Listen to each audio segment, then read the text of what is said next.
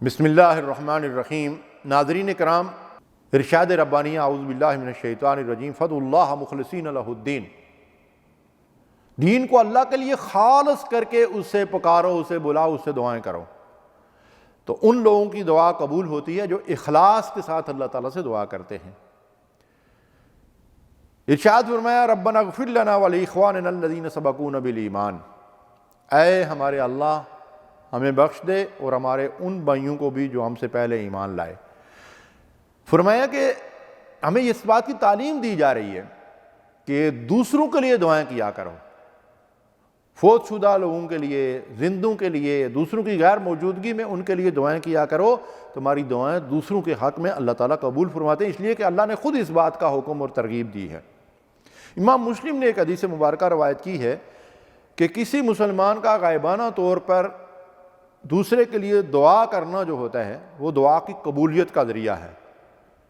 اللہ تعالیٰ اس شخص کے پاس ایک فرشتہ مقرر کر دیتے ہیں کہ جب وہ اپنے کسی بھائی کے لیے اچھی دعا کرتا ہے تو وہ فرشتہ کہتا ہے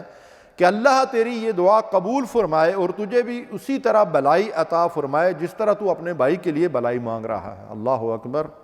اس لیے ہمیں چاہیے کہ دوسروں کے لیے خوب دعائیں کیا کریں، ان کی عافیت کے لیے، جاننے والوں کے نام لے کر، کوئی بیمار ہے اس کے لیے، کوئی ضرورت مند ہے اس کے لیے، کوئی بے روزگار ہے اس کے لیے، کوئی حاجت مند ہے اس کے لیے، کوئی وفات پا چکا ہے اس کی بخشش اور مغفرت کے لیے۔ یہ ساری دعائیں گویا کہ آپ اپنے لیے کر رہے ہیں، اور آپ نہیں کر رہے ہیں بلکہ اللہ کا فرشتہ آپ کے لیے کر رہا ہے۔ کس قدر خوش قسمتی ہے۔ فرشتوں کی دعائیں لینے کا طریقہ کیا ہے کہ ہم دوسروں کے لیے غائبانہ طور پر دعائیں کریں۔ حضرت عمر رضی اللہ تعالیٰ عنہ فرماتے ہیں کہ ایک دفعہ میں نے رسول اللہ صلی اللہ علیہ وسلم سے اجازت طلب کی کہ میں مکہ جانا چاہتا ہوں عمرہ ادا کرنے کے لیے، تو اللہ کے نبی صلی اللہ علیہ وسلم نے مجھے اجازت دی اور اس کے بعد ارشاد فرمایا کہ بھائی ہمیں بھی اپنی دعاؤں میں شامل کرنا اور ہم کو بھول نہ جانا۔ سیدنا عمر فاروق رضی اللہ تعالیٰ عنہ فرماتے ہیں کہ نبی صلی اللہ علیہ وسلم کا یہ فرمان میری زندگی کا سرمایہ ہے کہ آپ نے مجھے اپنا بھائی کہا اور مجھ سے دعا کی استدعا کی۔ اللہ اکبر۔ یعنی آپ اندازہ لگائیے، اس کا مطلب یہ ہے کہ اس بات کی کتنی اہمیت ہے کہ ہم دوسروں کو دعا کے لیے گزارش بھی کریں، اور ضروری نہیں کہ وہ ہم سے بڑے بزرگ ہوں تو ہم انہیں سے دیکھیں۔ رسول اللہ صلی اللہ علیہ وسلم کی شان کے سامنے عمر فاروق رضی اللہ تعالیٰ عنہ کا کیا مقام ہے، لیکن اللہ کے نبی صلی اللہ علیہ وسلم ان سے دعا کی استدعا کر رہے ہیں۔ اور پھر آپ کو یاد ہوگا کہ اویس قرنی رحمۃ اللہ علیہ، وہ بزرگ جو یمن میں تھے، والدہ کی خدمت کی وجہ سے وہ حضور کی خدمت میں حاضر نہیں ہو سکے، تو نبی صلی اللہ علیہ وسلم کو اللہ تبارک و تعالیٰ نے ان کے بارے میں خبر دی، اور وہ اتنے اللہ والے بندے تھے اور والدہ کے خادم تھے، خدمت کرنے والے تھے، کہ حضرت عمر رضی اللہ تعالیٰ عنہ سے فرمایا کہ میری وفات کے بعد وہ آئیں گے تو ان سے اپنے لیے دعا کروانا۔ اللہ اکبر۔ تو اس سے ہمیں یہ رہنمائی ملتی ہے کہ ہمیں دوسروں کے لیے دعائیں کرنی بھی چاہیے اور دوسروں سے دعا کی استدعا بھی کرنی چاہیے۔ امام ترمذی اور ابو داؤد نے حدیث مبارکہ روایت کی ہے کہ 3 دعائیں ایسی ہیں جو ضرور قبول ہوتی ہیں۔ کون سی 3 دعائیں؟ والدین کی دعا اولاد کے حق میں، مسافر کی دعا سفر کی حالت میں، اور مظلوم کی دعا ظلم سے نجات کے لیے جب وہ دعا کرتا ہے۔ اور اخلاص کا ذکر میں نے آغاز میں کر دیا ہے کہ اخلاص کے ساتھ جو دعا کی جائے گی وہ اللہ ضرور قبول فرماتے ہیں۔ عبداللہ بن عباس رضی اللہ تعالیٰ عنہ فرماتے ہیں کہ نبی صلی اللہ علیہ وسلم نے فرمایا کہ 5 قسم کے لوگ ہیں جن کی دعائیں اللہ قبول فرماتے ہیں۔ مظلوم جب دعا کرتا ہے اس کی دعا اللہ قبول کرتا ہے، حج کرنے والے کی دعا اللہ قبول ہوتی ہے، اللہ کی راہ میں جو شخص نکلا ہو، خواہ علم کے حصول کے لیے خواہ جہاد کے لیے، اس کی دعا قبول ہوتی ہے، بیمار کی دعا بیماری کی حالت میں قبول ہوتی ہے، اور دوسرے بھائی کے لیے غائبانہ دعا کرنے والے کی دعا اللہ قبول فرماتے ہیں۔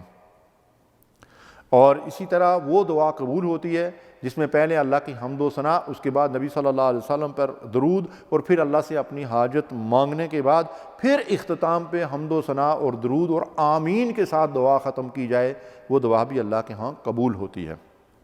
امام ابو داؤد نے ایک حدیث مبارکہ روایت کی ہے کہ نبی صلی اللہ علیہ وسلم نے ایک شخص کو دیکھا جو گڑ گڑا کر دعائیں مانگتا تھا، اور آپ نے اپنے ساتھیوں سے فرمایا کہ اگر اس نے دعا کا خاتمہ صحیح طریقے سے کر دیا اور مور ٹھیک طرح لگا دی تو اس کی دعا قبول ہو جائے گی۔ تو صحابہ نے پوچھا کہ یا رسول اللہ صلی اللہ علیہ وسلم وہ مور کون سی ہے؟ تو آپ نے فرمایا کہ دعا کے آخر میں آمین کہنا، تو دعا کے آخر میں آمین کہنا نہ بھولیے گا، یہ وہ مور ہے جس کے ذریعے سے اللہ کے ہاں قبولیت کے دروازے کھل جاتے ہیں۔ اس طرح جو اضطراری کیفیت میں کسی مشکل، کسی مصیبت، کسی پریشانی کے عالم میں جو دعا کی جاتی ہے وہ اللہ کے ہاں قبول ہوتی ہے۔ امن یجیب المضطر اذا دعا ویکشف السوء، اللہ فرماتا ہے کہ جب اضطراری کیفیت میں کوئی کسی مشکل مصیبت میں پڑا ہوتا ہے تو کون ہے جو اس کی فریاد کو سنتا ہے؟ اللہ ہی ہے جو اس کی فریاد کو سنتا ہے۔ مثلا حدیث میں وہ واقعہ ملتا ہے کہ 3 اشخاص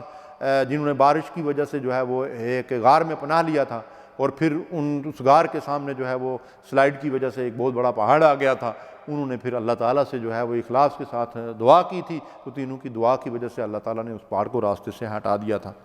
تو اس طرح اللہ تعالیٰ سے اپنے نیک اعمال کے واسطے سے دعا کرنا بھی قبولیت کا ذریعہ ہے، یعنی فوت شدہ بزرگوں کے وسیلے کے بجائے نیک اعمال کے واسطے سے، جس طرح انہوں نے دعا کی تھی کہ اللہ تعالیٰ ہمارے فلاں عمل کے ذریعے سے اگر ہم نے تیری رضا کے لیے کیا تھا تو اس مصیبت کو ہمارے سروں سے ٹال دے۔ اس طرح ایک واقعہ یہ بھی ملتا ہے کہ اس شخص کو اللہ تبارک و تعالیٰ نے بڑی کامیابی عطا کی اور اس کی دعائیں اللہ تبارک و تعالیٰ نے قبول فرمائی، جو رات بھر والدین کے سرانے دودھ کا پیالہ لے کر کھڑا رہا کہ وہ بیدار ہوں تو ان کو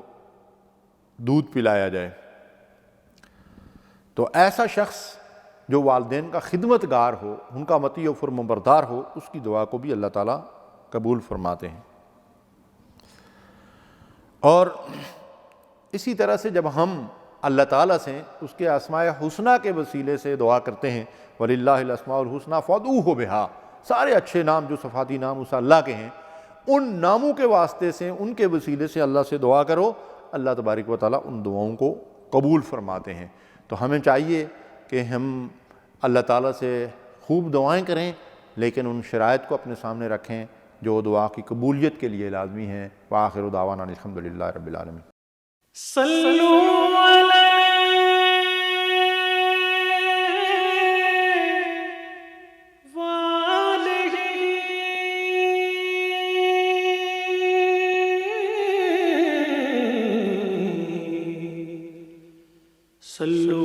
علیہ